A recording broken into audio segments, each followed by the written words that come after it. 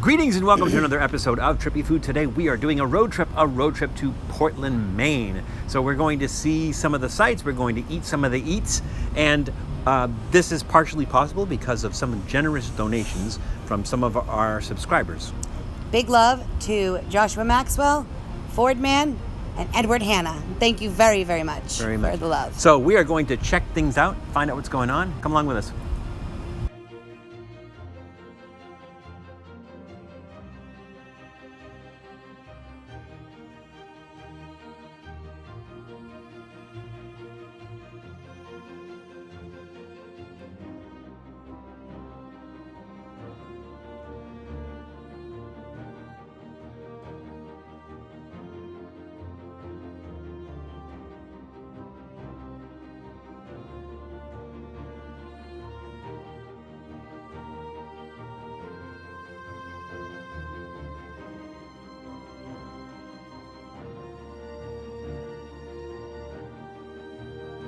So now we are at the Holy Donut in Portland, Maine. And this place is awesome. We love this place. It is a potato-based donut place. And it was the original location was opened in 2010 when the founder Lee Kellis started making donuts from scratch in her kitchen in Portland's Munjoy Hill. And it opened for business in 2012. We are here at their second location in Portland, which is great because they needed the second location. The first location is always very busy, lines out the door. A lot smaller, right? It is smaller, yes. And it's right downtown, lines out the door because their donuts are that good. So these are donuts made with potato flour, sort of like Spud Nut. Spud Nut used to be this huge chain, and now I think there's one store left somewhere in California. Mm-hmm. So it'll be interesting to see if we get that potato flavor when I'm reading. Now, what donuts did we get? So we got one, which is one that is amazing. It is their cheddar bacon donut, hot and fresh, and they are always sold out. So we were lucky to grab one of the last ones that they had this morning. Factory sealed for your protection. And it says Zili Seals on there. And we shall see. It looks like a scone or a empanada. Yeah, like an empanada. Mm-hmm. So this is the first one we got, and then the second one we got is actually, if you want to do the honors there, is actually made with the Maine state liquor, which is Allen's liquor. I don't even know. Gross. Allen's coffee brandy. So it's glazed with Allen's coffee brandy, which is made here in the great state of Maine. So that will be very interesting as well. So we'll start with this one. I'm gonna hold it. I'll be your table. Yeah. Teamwork makes the dream.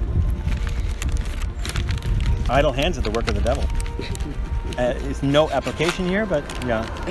As long as we were doing slogans, I just thought I would add that in. Oh man, that's good.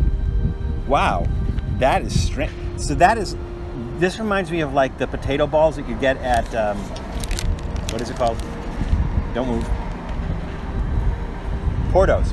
It looks like a Portos potato ball cross section. So this is, what's in it? Bacon, maple, and... No maple. No, it's just a bacon cheddar potato. Oh, it smells so good.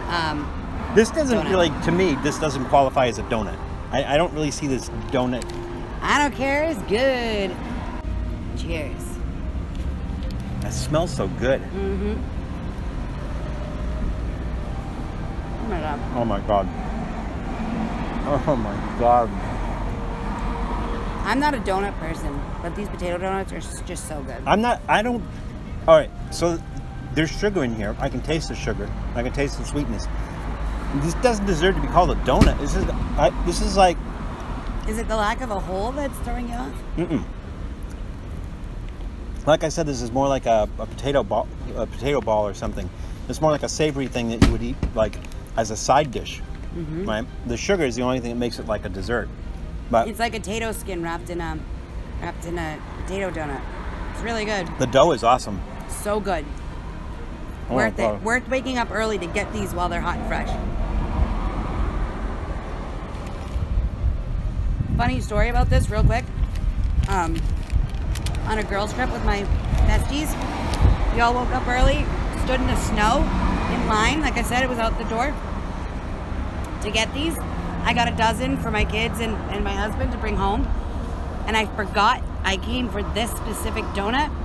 and I got like a dozen of different flavors. I walk outside, everybody's eating these, and it was like that "Hello Darkness, my old friend," because I did not have one, and I missed out because when I went back in, it was sold out.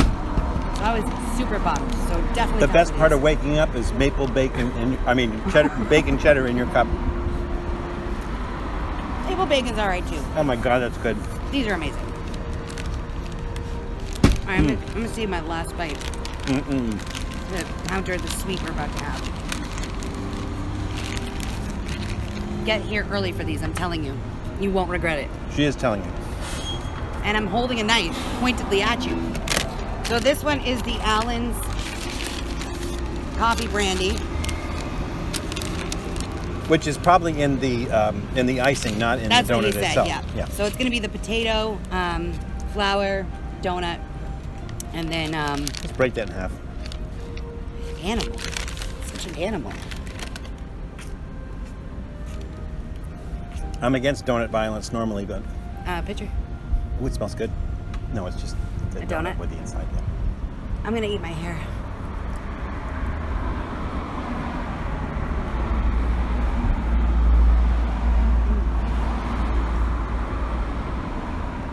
Not particularly sweet. It's I thought it was exceptionally sweet. It has a slow flavor that comes in. No, I mean the donut itself isn't sweet. Oh, yeah. No, I agree. I'm going to take a little bit of the donut just so I can see if I can get the potato flavor.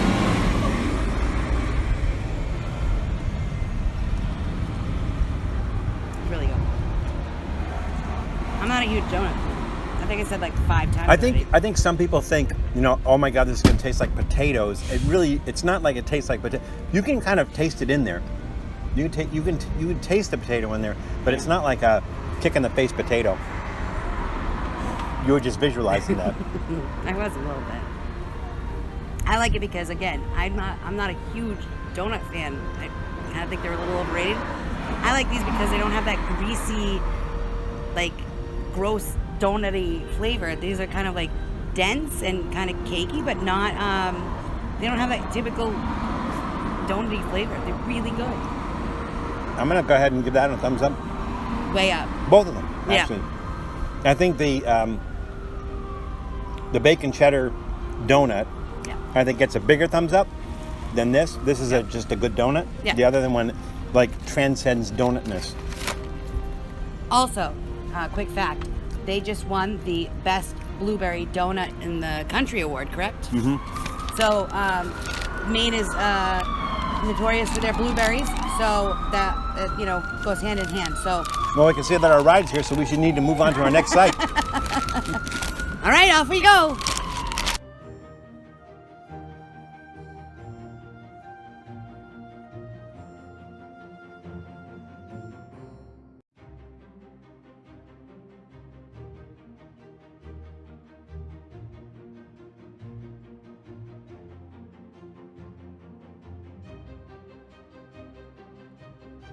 Okay, we are at the International Cryptozoology Museum, and this was originally started by Lauren Coleman in 2003 since he had this huge cryptozoology collection. He just needed a place to house it, so he opened up this museum.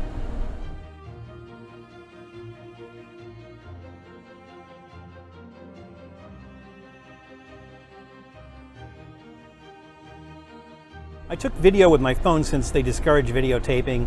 There's a lot of Bigfoot on display, including footprint castings, the famous Patterson-Gilman film, a life-size replica, and even Bigfoot droppings. Yeah, Bigfoot droppings.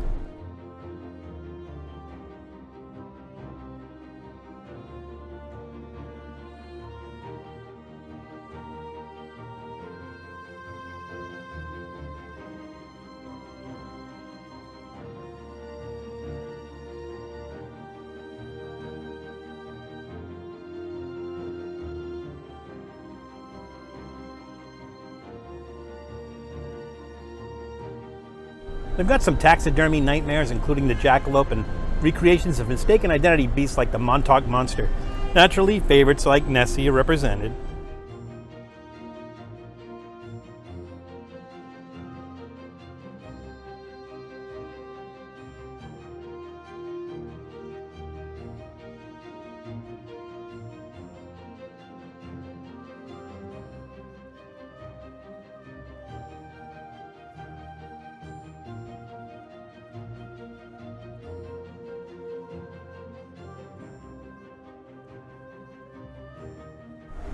They also have displays on movie creatures such as the creature from the Black Lagoon and Gremlins, and recently extinct animals like the thylacine, the coelacanth, and the dodo. For those who don't know, the thylacine is the Tasmanian tiger, and coelacanth is a fish that they found in the 1930s, thinking that the fish was extinct. That they pulled some up in nets. They've seen some live sightings since then.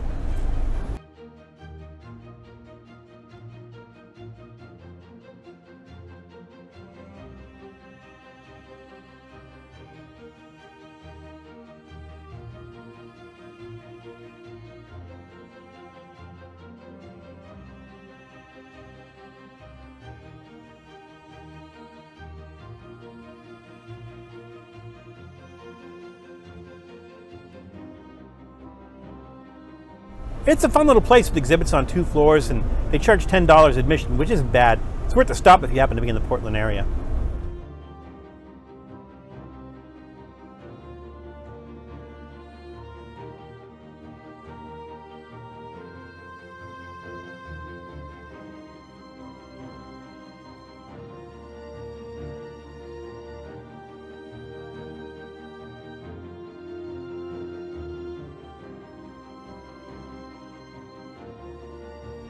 So right now we are on India Street in Portland, and we are at Amatos. And Amatos is a very small chain. I think there's 4 stores all in the Portland area.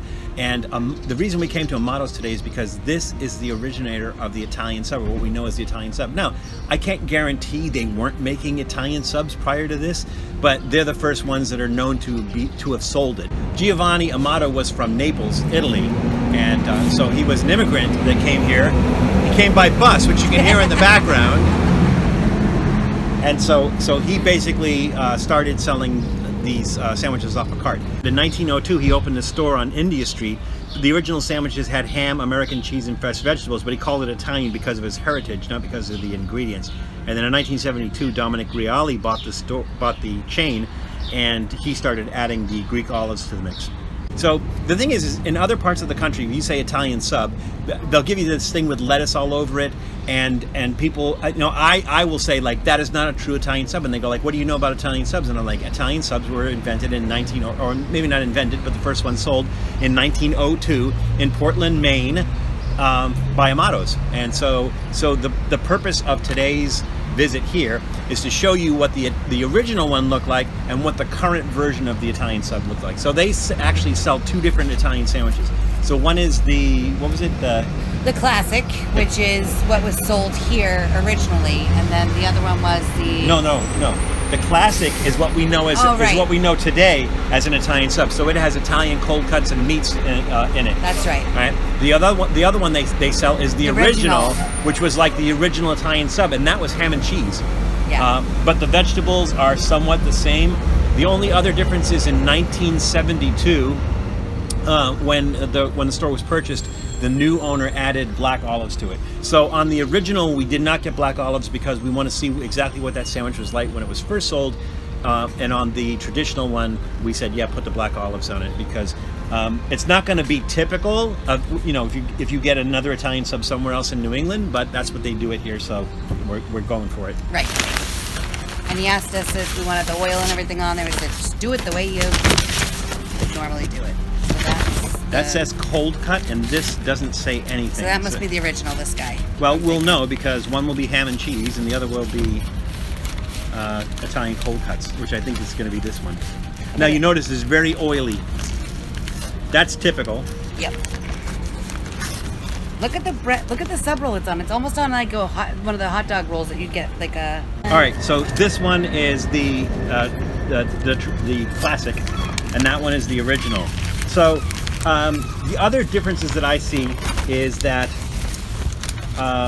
in other places, even in New England, they'll chop up the tomatoes. The other thing that's missing, there's onion on there, yeah. But they'll also add pickles. So a lot of places add pickles. Oh, there's pickles in here. I see a little pickle. The one thing that you, there is pickles in there. Mm-hmm. Okay, cool. The one thing that you will not find on these sandwiches. It was so pickly, sorry. The one thing you will not find in these sandwiches that have no business being on an Italian sub, what is it? Hats? No. lettuce. Yes, yeah, exactly. sorry. A legit Italian sub will not have lettuce on it. I don't see hots either, which some people ask for hots on. Yeah, I think it's extra in most Yeah, places, okay. which is chopped up hot red or the cherry peppers. Yep. Yeah? Or They're the cherry peppers, aren't they? Yeah, no, yeah, not but- pepperoncinis. right. A lot of places do pepperoncini because they're cheap and in Right. large. You can get them in large quantities. So, Julie, I am going to lead this to you. Do you want to start with the original one, Yeah, which is the ham and cheese Why don't we one? try the original? Because so for me it's a little different because down a little further south in the New England area, in Mass, Piano Dosi's like a big bakery, and that's what like pretty much every sub is on. But this is really cool because it looks like what Val has said on numerous of his shows, that open kind of sided, like hot dog roll almost. Yeah, I think the other difference between this is typically you're not going to find green peppers. Yeah, you're not going right. to find bell peppers, and then usually the tomatoes are chopped. Chopped fine, yeah. Yeah. But, so again, this is the original, so this one's going to be ham and cheese. And they have their own pickles in there, so I think that these are their home pickles, and they're very pickly. Like if you like pickles, super Yes. pickly.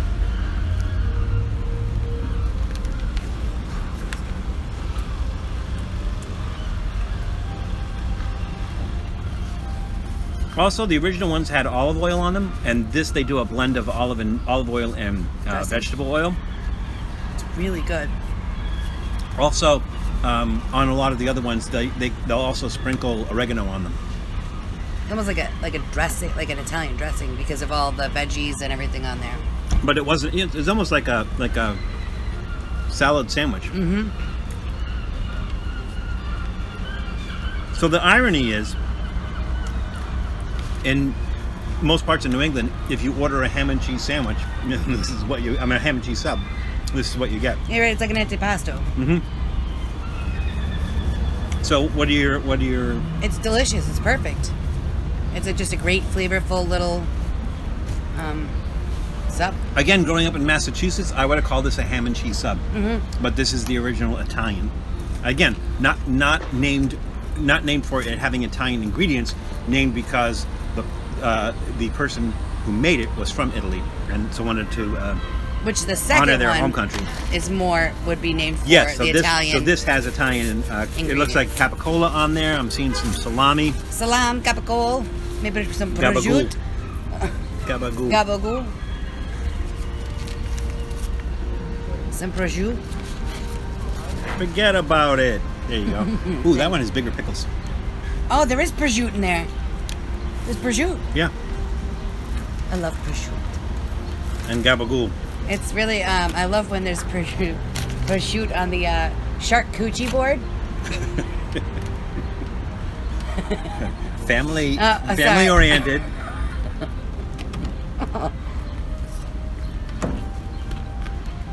Oh, fuck.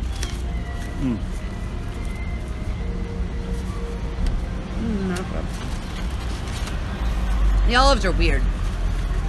Mhm. I don't hate it, but weird. Well, again, those were added in 1972. Yeah.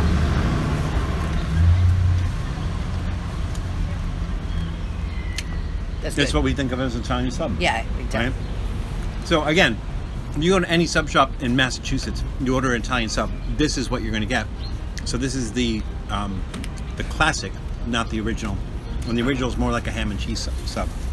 So they're very oily. Yeah, don't. When we went in there, not a first when date. we went in there, sub. you see the guy was filling up little things of oil. I thought he was going to do a shot. I thought he was going to do shots I'm of gonna do them. a shot of oil, but it was for the sandwiches. So I would say these are excellent. These are outstanding. They still don't have lettuce on it, which Don't put lettuce. no. If you put lettuce on there, I'm never going to speak to you again. I promise. Although some people might like that. I mean, if you like it, great. Just please don't do that here.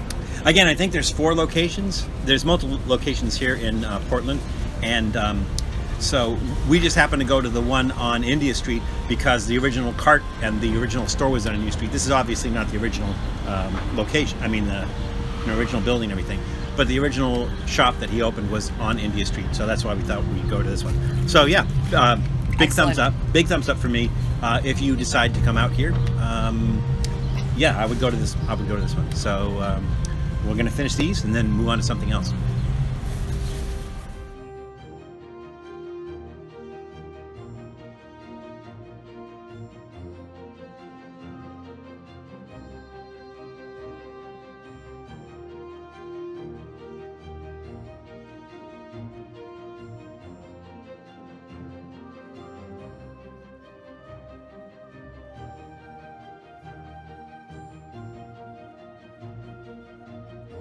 What do you think, Julie? Doing enough stuff in Portland? It's been a great day. I mean, you'll have to spend a week or two here to really see everything, but we did some really good stuff today. Well, plus you could go farther up the coast, a lot of other interesting things to see. Definitely check that out. So I would say if you are planning a trip to New England, definitely come up this way in Portland, Maine. But remember that it's crazy out there, so please be careful. Take care of yourselves, take care of others, and we'll see you soon. Thanks for checking out Trippy Food. If you enjoyed watching that video half as much as I did making it, well then I enjoyed it twice as much as you did. And if that's the case, you'll probably like this video right here. And if not, check out this video right here. That one's a little bit different. Either way, leave a comment down below. And be sure to subscribe by clicking on the Trippy Food icon right here. Glad you could make it, and we hope to see you again soon.